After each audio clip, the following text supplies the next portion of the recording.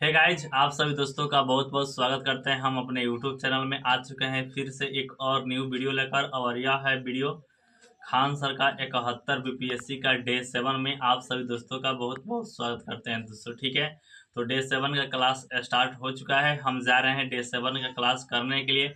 पिछले वाले डे 6 वाले वीडियो में हमने बताया था कि मुद्रास्फीति पर क्या प्रभाव पड़ता है दोस्तों, गरीब और अमीर पर कैसे प्रभाव पड़ता है, सभी पॉइंट को हमने डिस्कस कर लिया है।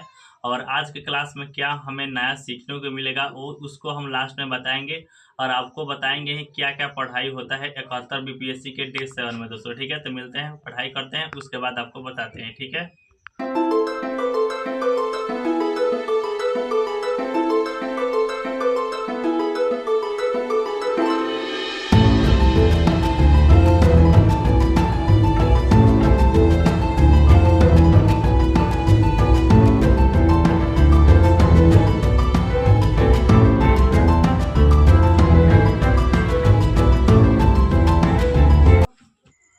चलिए दोस्तों, आज का क्लास 71 बीपीएससी का डे 7 दोस्तों समाप्त हो चुका है। और आ चुके हैं आप सभी दोस्तों को बताने के लिए कि आज डे 7 में हमें क्या नया सीखने को मिला है दोस्तों। ठीक है, तो डे 7 में शुरुआत किया जाए तो क्या सीखने को मिला, तो मुद्रास्फीति का नियंत्रण कैसे किया जाता है दोस्तों। ठीक है, तो मुद्रास्फीति का नियंत्रण 3 प्रकार से किया जाता है। एक होता है राजकोषीय नीति, एक होता है मौद्रिक नीति, एक होता है प्रशासनिक नीति।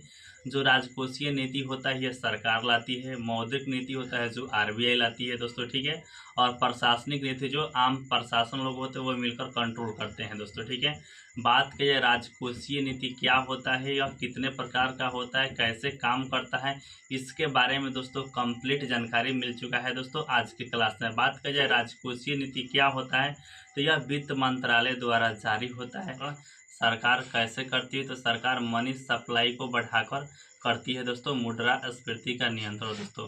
मनी सप्लाई को कम कर कर किया जाता है मुद्रास्फीति को नियंत्रण दोस्तों। ठीक है, बात की जाए इसका उद्देश्य क्या होता है राजकोषीय नीति का, तो आर्थिक समृद्धि को बढ़ाना, आय का जो रोजगार स्तर है इसको बढ़ाना, जो आय का असमान वितरण है इसको करना दोस्तों। ठीक है, ये सब उद्देश्य हो गया। बात की जाए राजकोषीय नीति कितने प्रकार का होता है, तो राजकोषीय नीति 2 प्रकार का होता है दोस्तों। ठीक है, एक होता है सरकार का व्यय और एक होता है सरकार का राजस्व। तो बात करते हैं सरकार का व्यय कहाँ पे होता है और सरकार आमदनी यानी कि आय कहाँ से प्राप्त करती है। तो बात की जाए सरकार खर्च कहाँ पे करती है, तो सबसे पहले सरकारी लोक निर्माण पर। जी हाँ दोस्तों, जो डैम बनता है, पुल बनता है, ये हो गया। लोक कल्याण पर भी खर्च करती है, जैसे कि स्कॉलरशिप मिलता है, वृद्धा पेंशन मिलता है दोस्तों। लोक कल्याण तो छात्रवृत्ति हो गया, और सेना पर भी खर्च करती है, तो सब इसका खर्च हो गया। बात की जाए आय को, तो जो हम लोग टैक्स देते हैं उससे आय प्राप्त होता है, जो विनिवेश होता है उससे आय प्राप्त होता है दोस्तों। ठीक है, और लोगों से भी सरकार ऋण लेती है, जैसे किसान विकास पत्र, सरकार के बॉन्ड आदि से ऋण लेती है दोस्तों। ठीक है, अब बात कर लेते हैं राजकोषीय जो नीति होता है तो वो किस पर क्या इफेक्ट करता है दोस्तों। ठीक है, तो आप सब दोस्त जानते हैं कि राजकोषीय नीति भी 2 प्रकार का होता है। एक होता है मुद्रास्फीति के समय और एक होता है अस्फीति के समय दोस्तों। ठीक है, मुद्रास्फीति के समय दोस्तों राजकोषीय नीति में क्या होता है, तो मनी सप्लाई को मुद्रास्फीति के समय सरकार कम करती है। वहीं अस्फीति के समय की बात की जाए तो मुद्रास्फीति यानी कि मनी सप्लाई को बढ़ाती है दोस्तों। ठीक है, कैसे काम करते हैं, तो आइए इसको बारे में थोड़ा सा हम एक्सप्लेन कर देते हैं।